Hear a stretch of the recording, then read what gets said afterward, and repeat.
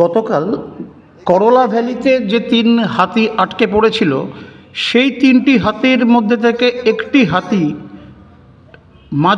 গতকাল মাঝরাত্রে জলপাইগুড়ি শহরে ঢুকে পড়ে।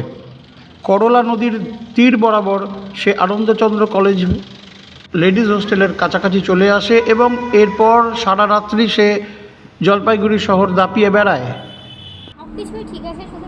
জলপাইগুড়ি শহরের মধ্যে একটি বাড়ির ক্ষতি করে এবং এক মহিলা এই ঘটনায় আহত হন, তাকে হাসপাতালে ভর্তি করা হয়েছে।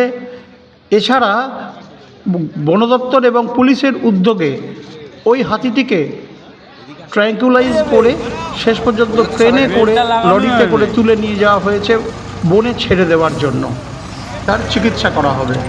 পেটে পুরা চাপ বাথরুম করতেছে, পেটে চাপ করতেছে না, বন্ধ হয়ে গেছে।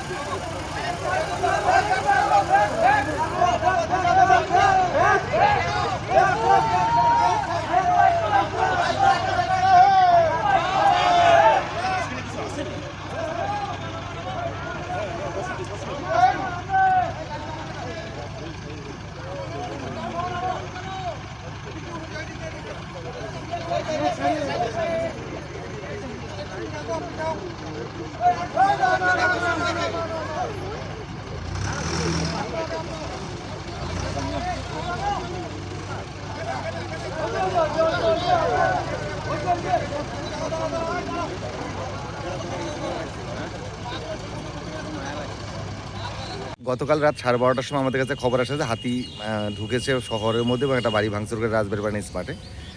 পরবর্তীতে হাতিটা রাজবাড়ির ভিতরে যে এটা সেগুন বাগান আছে, সেগুন বাগানে আশ্রয় নিয়েছে।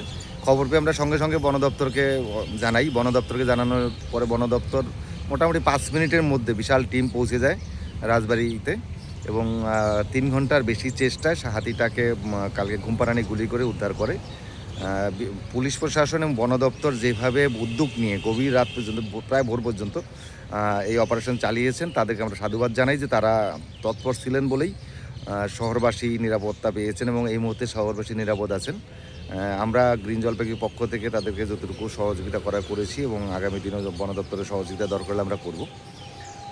বিভিন্ন স্বেচ্ছাসেবী সংস্থাও ছিল সেখানে উপস্থিত বন দপ্তরের সাথে।